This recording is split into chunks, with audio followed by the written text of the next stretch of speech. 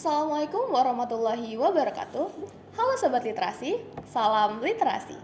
Perkenalkan, saya Nesya Aulia Rahma dari SMA Negeri 2 Penajam, Pasar Utara.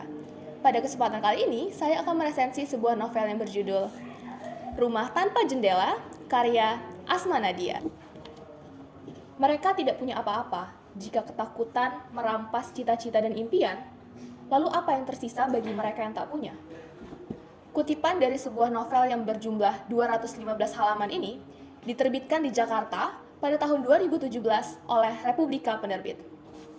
Pernahkah kita membayangkan bahwa impian seorang anak berusia 8 tahun hanya sesederhana memiliki jendela di rumahnya? Premis utama dari novel ini menjadi potret kemiskinan perkotaan di Indonesia, di mana ribuan anak hidup dalam keterbatasan, termasuk terbatas dalam bermimpi. Secara singkat, novel ini bercerita tentang Rara, seorang gadis kecil yang tinggal bersama bapak dan ibunya di dalam sepetak rumah tanpa jendela di kawasan padat penduduk. Dengan kehidupannya yang serba berkekurangan, Rara harus bekerja sebagai seorang pengamen dan pengojek payung. Awalnya, Rara berpikir bahwa itu adalah kehidupan yang normal, hingga akhirnya Rara dan teman-temannya memutuskan untuk berjalan lebih jauh dan melihat sebuah rumah yang dilengkapi dengan jendela-jendela besar.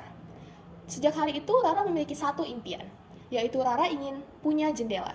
Novel ini memvisualisasikan dengan jelas bagaimana ketimpangan sosial dan kemiskinan itu terjadi, di mana deskripsi kehidupan Rara dan teman-temannya yang digambarkan tinggal di lingkungan padat penduduk, dengan hunian yang tidak layak, dekat dengan tumpukan sampah, hingga tidak mampu bersekolah karena tidak ada biaya. Banding terbalik dengan kehidupan keluarga tokoh Aldo yang digambarkan khas orang kaya, dengan segala kemudahan, dengan rumah besar yang dilengkapi dengan kolam pribadi. Komparasi kontras antara kehidupan Rara dan keluarga tokoh Aldo menjadi simbol ketidakadilan yang nyata. Karakter tokoh Rara yang polos dan penuh harapan membuat pembaca dengan mudah untuk merasa tersentuh dan berempati. Tokoh-tokoh pendukung lainnya yang muncul seiring dengan berjalannya cerita juga melengkapi keutuhan cerita sehingga menimbulkan harmoni yang ideal. Bahasa yang digunakan dalam novel ini juga sangat sederhana sehingga mudah sekali untuk dipahami. Sudut pandang orang ketiga yang digunakan dalam novel ini berhasil menggambarkan latar cerita dengan sangat baik. Melalui novel ini, penulis tidak menyampaikan amanat dengan cara yang menggurui, melainkan menyampaikan dengan cara yang sangat halus melalui alur perjalanan kehidupan dari tokoh-tokohnya. Sehingga pesan moral dapat tersampaikan dengan sangat baik meskipun disampaikan dengan cara yang tersirat. Keunggulan dari novel ini adalah kemampuannya membuat pembaca langsung terhanyut dan tersentuh sejak membaca halaman pertama. Simbol jendela secara tersirat menyampaikan harapan, cahaya, dan kesempatan untuk melihat dunia bagi para anak-anak yang hidup dalam keterbatasan. Kekurangan dari novel ini terletak pada cara perpindahan sorot cerita antar tokohnya. Lompatan sorot yang terjadi secara cepat dan tiba-tiba membuat pembaca merasa kebingungan dan kurang mendalami emosi yang dirasakan oleh tokoh itu sendiri.